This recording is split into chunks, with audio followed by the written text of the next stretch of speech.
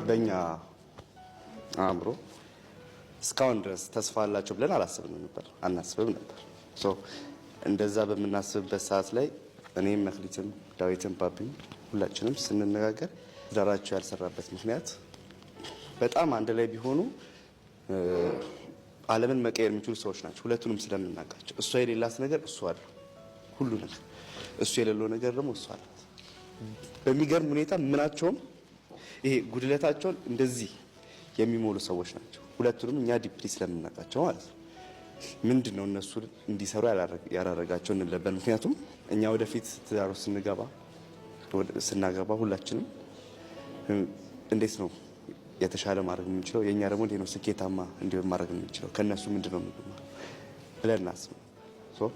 እኛ ደግሞ እንደዚህ ወደፊት ትዳራችንን ስናስበው ደግሞ ይሄ አርአያ ብለን የምናስበው ሁለቱ ታገልና ተፈራ ናቸው።